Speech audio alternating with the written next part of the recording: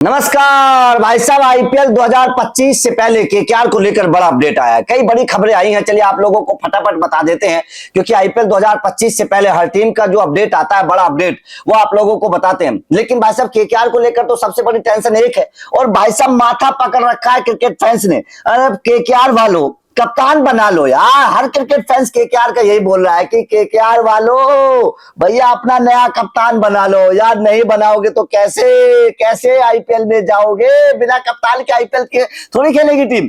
ऐसा लग रहा है कि केकेआर तो इस बार बिना कप्तान के आईपीएल में उतरने वाली है, क्योंकि मैदान पर भाई साहब अब क्या, अभी तक तो ऐलान हुआ नहीं है। आईपीएल की शुरुआत होनी है, तमाम टीमों ने अपने अपने कप्तान का ऐलान कर दिया, आरसीबी ने भी कर दिया, तमाम टीमों ने कर दिया।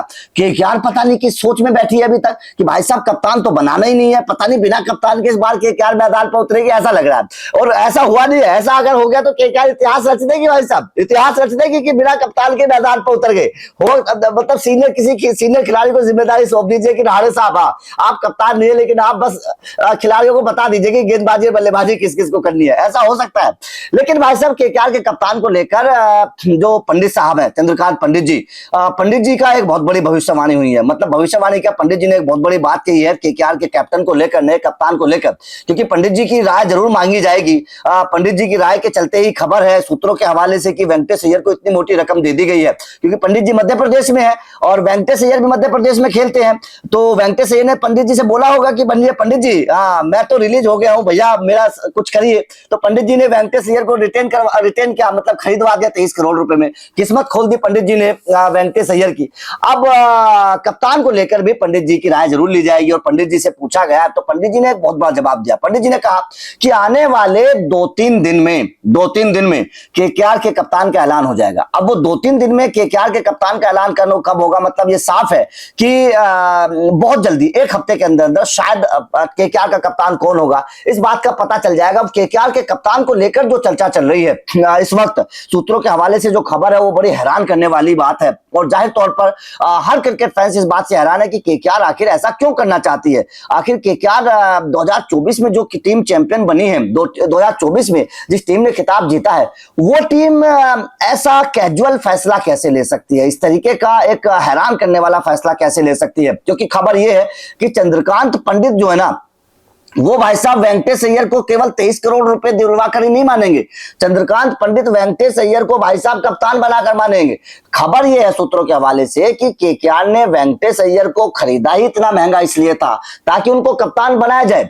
और सूत्रों के हवाले से यह भी खबर है कि वेंकटेश अय्यर को कप्तान और रिंकू सिंह को वाइस कैप्टन बनाया जाएगा। ये जाहिर तौर पर हर कोई हैरान है इस खबर से कि वेंकटेश अय्यर को कप्तान बना दिया जाए, क्योंकि वेंकटेश अय्यर के पास कप्तानी का कोई अनुभव है नहीं।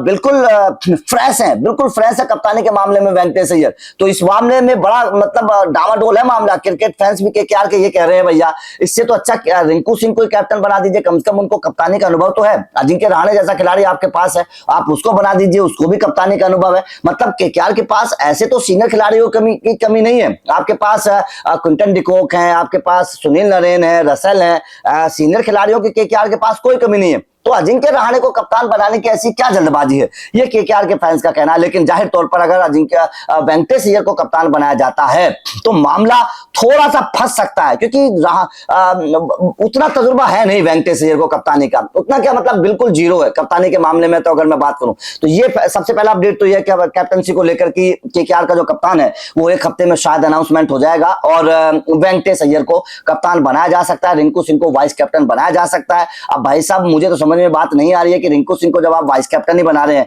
तो कप्तान ही बना देते, उसमें कोई गलत तो है नहीं। उसके अलावा जो दूसरी बात यह है कि केकेआर के हर्षित राणा के नाम एक अनोखा रिकॉर्ड दर्ज हो गया है। हर्षित राणा दुनिया के अकेले ऐसे गेंदबाज बन गए हैं जिसके नाम 4 फॉर्मेट में पहले मैच में 3 विकेट लेने का रिकॉर्ड दर्ज हो गया।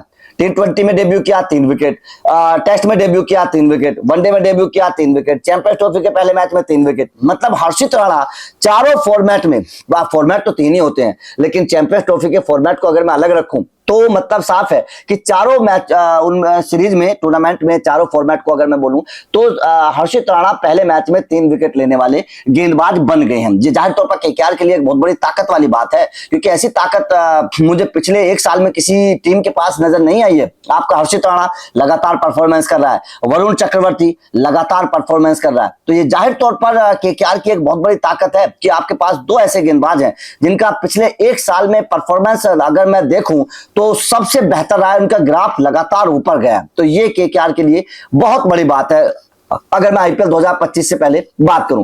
उसके बाद में जो तीसरा अपडेट है केकेआर के लिए, वो थोड़ा सा परेशान करने वाला है, और परेशान भी इतना करने वाला है कि केकेआर का जो प्लानिंग है वो प्लानिंग शायद थोड़ी चौपट हो सकती है, लेकिन केकेआर के पास एक मौका भी बन जाएगा। फिर अगर मैं बात करूं, केकेआर के पास मौका ये बन जाएगा कि केकेआर का जो एनरिक नोरकिया है, एनरिक नोरकिया चोटिल है, वो चैंपियंस ट्रॉफी से बाहर हो गए हैं। पहले चैंपियंस ट्रॉफी में उनकी खेलने की बात थी, लेकिन अब एनरिक नोरकिया चोटिल होने की वजह से चैंपियंस ट्रॉफी से बाहर हो गए हैं।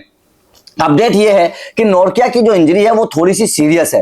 अब नोरकिया की इंजरी अगर सीरियस है तो भाई साहब आईपीएल 2025 से भी एनरिक नोरकिया रोल्ड आउट हो सकते हैं, एनरिक नोरकिया बाहर हो सकते हैं आईपीएल 2025 से भी। अब अगर एनरिक नोरकिया बाहर होते हैं तो केकेआर को कोई ज्यादा फर्क तो पड़ेगा नहीं, क्योंकि स्पेंसर जॉनसन ऑलरेडी इनके पास मौजूद है, जो इस वक्त इंटरनेशनल क्रिकेट खेल भी रहे हैं, ऑस्ट्रेलिया की टीम में शामिल है, तो स्पेंसर जॉनसन को शामिल कर लिया जाएगा। लेकिन यहां पर एक खासियत हो जाएगी, अगर इनको बाहर किया जाता है एनरिक नोरकिया को, तो एनरिक नोरकिया को बाहर करके फिर केकेआर किसी दूसरे अच्छे तेज गेंदबाज के ऊपर दाव लगा सकती है जो बाहर बैठे हुए हैं। परफॉर्मेंस को देखते हुए, खेल को देखते हुए, तो केकेआर किसी भारतीय गेंदबाज पर दाव लगा लीजिए, विदेशी गेंदबाज पर दाव लगा लीजिए, तो केकेआर ये काम कर सकती है। तो ये भी एक मौका बन जाएगा, लेकिन एनरिक नोरकिया बाहर हो सकते हैं, रोल्ड आउट हो सकते हैं, क्योंकि चैंपियंस ट्रॉफी से पहले हो चुके हैं और अब रिकवरी में टाइम लगेगा। हो सकता है कि आईपीएल से भी वो रोल्ड आउट हो जाए। तो ये केकेआर के लिए तीसरी बड़ी खबर है, जाहिर तौर पर अगर मैं देखूं तो इस लिहाज से एक अच्छी बात है। चौथी बड़ी खबर यह है